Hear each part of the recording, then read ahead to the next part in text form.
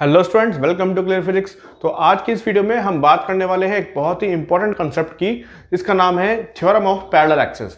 तो theorem of parallel axis and theorem of perpendicular axis दो theorems हैं हमारे रोटेशनल मोशन वाले चैप्टर के अंदर, जो कि आपको एमसीक्यू सॉल्व करने में बहुत हेल्प करते हैं रोटेशनल मोशन के। तो आज हम पहले बात करेंगे थ्योरम ऑफ पैरेलल एक्सिस की, क्या होता है समझेंगे, इसको कैसे अप्लाई करना है वो समझेंगे, और फिर इसकी हेल्प से हम एक न्यूमेरिकल करके सॉल्व करके देखेंगे। ओके, तो चलिए स्टार्ट करते हैं। डेफिनेशन आपको थ्योरम ऑफ पैरेलल एक्सिस के ऊपर मिल जाएगी। हम डेफिनेशन में नहीं जाते हैं, हम सीधा कंसेप्ट समझते हैं कि एक्चुअली ये होता क्या है। ओके, तो मान लीजिए कि ये कोई बॉडी है, ये एक बॉडी है, इसका मास है बॉडी का m।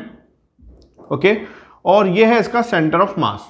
ये एक m मास की बॉडी है और ये इसका सेंटर ऑफ मास है, और इसके सेंटर ऑफ मास से एक एक्सिस पास हो रहा है, और इस एक्सिस का नाम हमने दे दिया लेट्स से KL। ओके, ये KL जो एक्सिस है ये कहां से पास हो रहा है, ये इसके इस बॉडी के सेंटर ऑफ मास से पास हो रहा है। ओके, और हमको एक दूसरा एक्सिस दिया हुआ है जो कि इस एक्सिस के पैरेलल है। ओके, तो मान लीजिए यहां से कोई एक्सिस पास हो रहा है, किसी भी पॉइंट से पास हो सकता है वो एक्सिस। इस एक्सिस का नाम है AB, और ये जो एक्सिस है ये इस KL एक्सिस के पैरेलल है, इसलिए इस कॉन्सेप्ट का नाम क्या है, थ्योरम का नाम क्या है, थ्योरम ऑफ पैरेलल एक्सिस।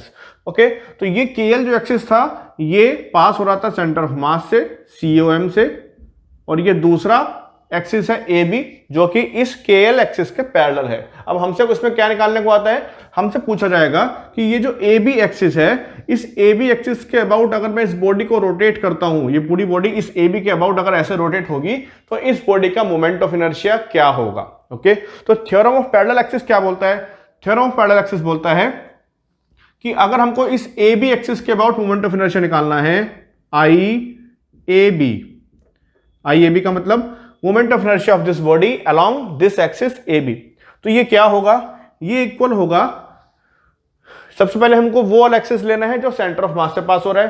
तो इसका मतलब ये KL एक्सिस जो है ये सेंटर ऑफ मास से पास हो रहा है, तो इस एक्सिस के अबाउट जो इसका मोमेंट ऑफ इनर्शिया होगा वो हम पहले लिखेंगे IKL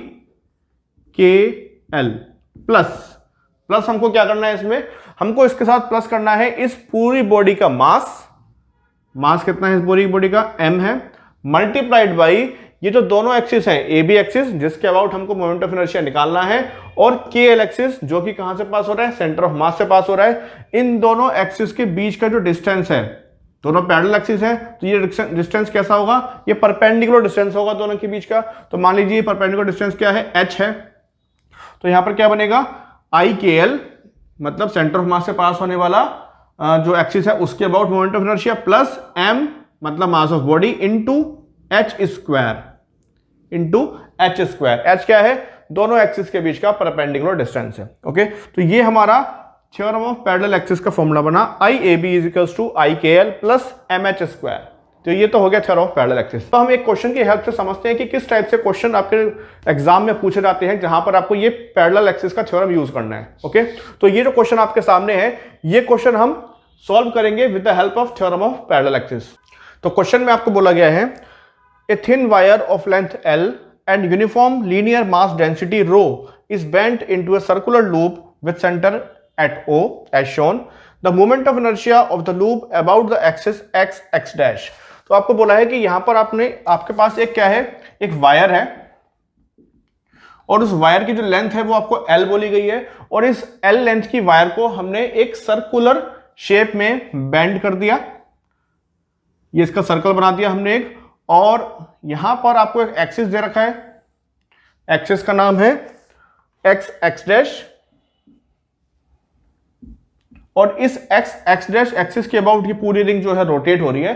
तो हमको बताना है कि इसका मोमेंट ऑफ इनर्शिया क्या होगा along this axis x dash. Okay, तो और हमको क्या दे रखा है इस क्वेश्चन में, हमको बोला है कि ये जो वायर है जिसको बेंड करके सर्कल बनाया है, इसकी यूनिफॉर्म मास डेंसिटी है, जिसकी वैल्यू हमको क्या दे रखी है, रो, इसकी वैल्यू हमको दे रखी है यूनिफॉर्म मास डेंसिटी की। तो इसका हमको मोमेंट ऑफ इनर्शिया निकालना है along the axis x dash. Okay, तो कैसे निकालेंगे इसका, सबसे पहले हमको इसका मास निकालना पड़ेगा, पूरी रिंग का मास कितना होगा। तो मास कैसे निकालेंगे, हमको बोला गया है कि जो वायर है इसकी लेंथ L है, और इसकी जो यूनिफॉर्म मास डेंसिटी है इसकी वो कितनी है, रो है। तो मास डेंसिटी का मतलब हो गया मास पर यूनिट लेंथ। ओके, तो मास पर यूनिट लेंथ आपको रो दे रखा है और इसकी लेंथ कितनी है, एल है, तो टोटल मास कितना हो गया, total mass of ring M की वैल्यू आ गई रो इंटू एल। ओके, ये हमारे पास मास आ गया पूरे रिंग का। अब हमको क्या करना होगा, हमको निकालना होगा इसका रेडियस आर। रेडियस कैसे निकालेंगे, हमको पता है कि ये जो पूरी रिंग बनी है, जो सर्कल बना है रिंग, इसका पूरे की लेंथ कितनी होगी, इसका सर्कमफेरेंस के बराबर होगी, मतलब कि 2 पाई आर इसका सर्कमफेरेंस होगा। और ये जो 2 पाई आर सर्कमफेरेंस होगा ये किसके इक्वल होगा, क्योंकि इस वायर को हमने बनाया है, इस रिंग को हमने बनाया है इस एल लेंथ की वायर से, तो इसका मतलब इसका जो सर्कमफेरेंस होगा वो इस एल के इक्वल होना चाहिए। तो यहां से हमारे पास आर की वैल्यू निकल जाती है, R is equal to L upon 2 pi, ये हमारे पास रेडियस भी आ गया और इसका मास भी हमको पता लग गया, रो इंटू एल है। ओके, अब हमारा काम स्टार्ट होता है थ्योरम ऑफ पैरेलल एक्सिस का। तो हमको पता है कि जो रिंग होती है, रिंग का moment of inertia along the diameter होता है 1/2 mr²। मतलब ये जो डायमीटर इसका होगा, इसके अबाउट इसका मोमेंट ऑफ इनर्शिया क्या होता है, इसके अबाउट होता है 1/2 mr²। लेकिन हमको किसके अबाउट निकालना है, हमको निकालना है इस एक्सिस के अबाउट, एक्स एक्स डैश, जो कि इस वाले एक्सिस के पैरेलल है। तो इसका मतलब हम यहां पर थ्योरम ऑफ पैरेलल एक्सिस को अप्लाई कर सकते हैं, पहली बात। दूसरी बात, इन दोनों एक्सिस के बीच का डिस्टेंस पता होना चाहिए मेरे को, अगर मेरे को अप्लाई करना है, क्योंकि मेरा फॉर्मूला क्या था, एम एच स्क्वायर मेरे को ऐड करना होता है। एच क्या होता है, इन दोनों के बीच का डिस्टेंस। तो इस केस पे इन दोनों एक्सिस के बीच का डिस्टेंस क्या है, ये भी आर के इक्वल ही है, रेडियस के इक्वल होगा।